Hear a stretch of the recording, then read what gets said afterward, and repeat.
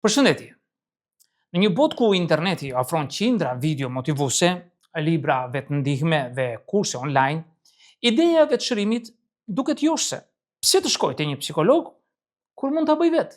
Në fakt, shumë njerëz kanë pasur përmirësime, domethënse duke ndryshuar stilin e jetës, duke praktikuar teknika të menaxhimit të stresit apo duke lexuar libra terapeutik. Por autoterapia nuk është një shkop magjik. Ajo ka kufijtë e saj dhe kërkon disiplinë, vetëdije dhe një lloj terapisti të brendshëm, të themi, që ta udhëheqë atë. Në këtë video unë do të synoj që të them dhe të shpjegoj çfarë është autoterapia, në ç'masa mund të funksionojë, cilat janë hapat praktik, ku mund të ndalemi e të kërkojmë ndihmë profesionale. Çfarë është autoterapia?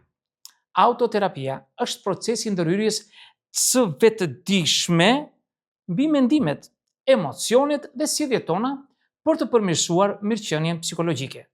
Në thelb është një kombinim i vetë reflektimit, i vetë disiplinës dhe aplikimit të teknikave të bazuara në psikologji, pa mbikëqyrjen e drejt për drejt të një profesionisti.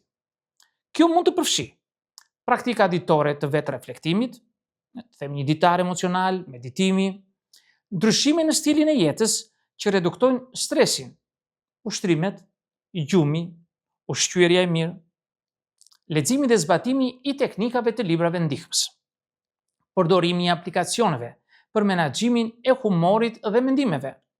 Pse funksionon në disa raste autoterapia dhe të tjerët jo? Autoterapia ka efekt kur simptomat janë të lehta ose dhe mesatare, kur individi ka nivel të lartë vetëdije dhe motivimi dhe kur përdor teknika të bazuara në evidencë, të themi. Psikoterapia nuk është një magji, ajo mëson aftësi. Nëse i mësoni këto aftësi përmes leximit, ushtrimeve dhe praktikës, mund të merrni disa nga përfitimet që do të kishit edhe në terapi. Për shembull, dikush me ankth të lehtë mund të mësojë teknika të frymarrjes, atë që themi frymarrje diafragmatike, ekspozimi gradual dhe rekrutimi i mendimit përmes librave ose aplikacioneve, duke parë përmirësime reale. Kufijtë e autoterapisë. Por autoterapia nuk është e përshtatshme për çdo rast. Simptomat e rënda, si depresioni i thellë, mendimet për vetvrasje, trauma të rënda, kërkojnë ndërhyrje profesionale. Pa feedback nga një terapeut, individi mund të ngatrojë teknikat ose të forcojë mendime jo të shëndetshme. Vetëshërimi mund të çojë edhe në izolim. Nuk kam nevojë për askënd, thotë. Gjë që shpesh e përkeqëson gjendjen, sepse kujton me atë libër ose me atë video që ti shikon shpesh, do të shërohesh. Janë 5 shtylla efektive të autoterapisë. E para është vetëdija. Nuk mund të shërosh atë që nuk e njeh. Hapi i parë është të vëzhgosh mendimet, emocionet dhe sjelljet pa gjykim. Një ditar emocional është mjaft i fuqishëm. Shëno çdo ditë ndjenjat, mendimet dhe situatat. Me kohë identifikon modele që të dëmtojnë. E dyta është njohuria. Lexo libra të bazuara në evidencë. Ndiq seminare nga profesionistë dhe mëso teknika të njohura terapeutike, CBT-ja, mindfulness, DBT-ja. Kujdes nga burimet jo shkencore, mos u mbështeti në autoterapinë në mitet popullore dhe në ca themi sajte jo shumë serioze, që burimet e tyre nuk tregohen se nga merren, por kujdes kur zgjidhni. E treta, veprimet e qëllimshme. Vetëm njohuria nuk mjafton. Duhet praktik e qëndrueshme. Nëse mëson një teknikë të frymarrjes, praktikoje çdo ditë. Nëse po punon me mendime negative, përdor flet pune, worksheets, që themi ne, dhe rishiko mendimet rregullisht. E katërta është vetëdhemshuria. Shumë njerëz bën terapistë të vetes me ton kritik. Duhet të jem më mirë. Pse se bëj dot këtu? Do ta bëj. Dhe fillon të mbajë një qëndrim shumë të ashpër. Por ky qëndrim nuk ndihmon. Përdor një ton të njëjtin me atë që thot terapisti i mirë, që do ta përdorte me ty, mbështetës dhe jo gjykues. E pesta, monitorimi dhe feedbacku. Vendos qëllime të matshme. Për shembull, do të zvogëloj sulmet e panikut, nga 4 në 2 në javë. Kontrollo përparimin çdo muaj, nëse nuk ka përmirësim pas 2-3 muajsh, konsidero seriozisht të kërkosh ndihmë profesionale. Teknikat praktike të autoterapisë. Rikonstruktimi i mendimeve. Këtë do e bën CBT-ja. Kur kap një mendim negativ, unë gjithmonë dështoj. Shkruaj edhe pyete veten. Cilat janë provat pro dhe kundër? A ka një interpretim më realist? Shkruaj mendimet alternativ. Shkruaj mendimin alternativ. Kam pasur sfida, por kam arritur shumë gjëra gjithashtu. Është mindfulness dhe meditimi. Qëndrimi në momentin e tashëm, të ndjesh të tashmen, ndihmon në uljen e ruminimit të ankthit. Dhe 10 minuta në ditë, ulën ndjeshëm reagimin ndaj stresit. E treta, do të thosha, ushtrimet fizike.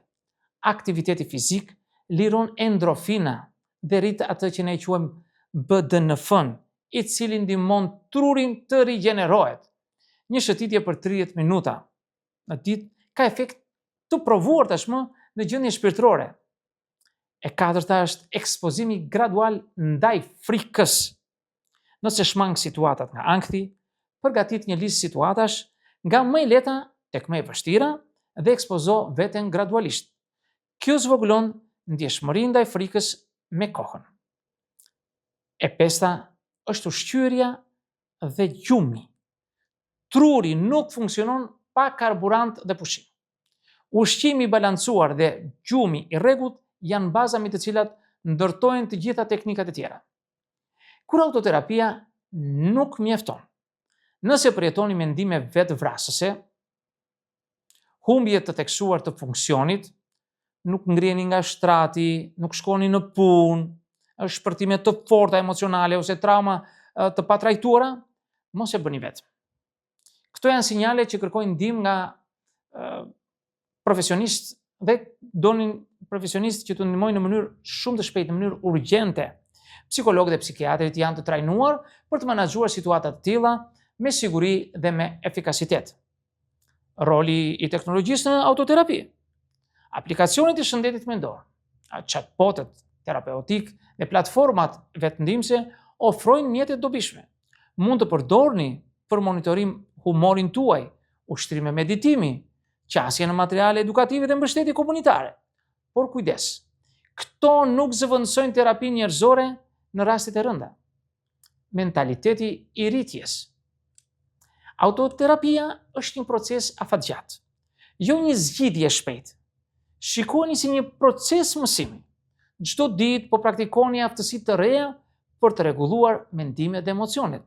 Nuk ka dështim, vetëm feedback dhe përshtatje. Por autoterapia është e mundur deri në një pikë, me vetëdije, edukim, praktik të qëndrueshëm dhe vetëdëmshuri mund të përmirësoni ndjeshëm gjendjen tuaj mendore, por nuk është turp dhe as dështimi të kërkoni ndihmë profesionale dhe të ndjeni se nuk po përparoni. Në fund të fundit, fuqia e vërtet qëndron tek kombinimi i të dyjave. Zhvillimi të aftësive autoterapeutike për të qenë të qëndrueshëm emocionalisht dhe përdorimi i ndihmës profesionale kur është e nevojshme. Kështu krijoni një bazë solide për mirëqenien tuaj mendore dhe një jetë më të balancuar. Miq, këtë do të thosha. Në këtë video ju falenderoj për vëmendjen. Nëse doni mund të bëni komente tuaja, por mos harroni të bëni subscribe në kanalin tim për të marrë video tjetër her pas here. Edhe në videon tjetër. Mirë takofshi.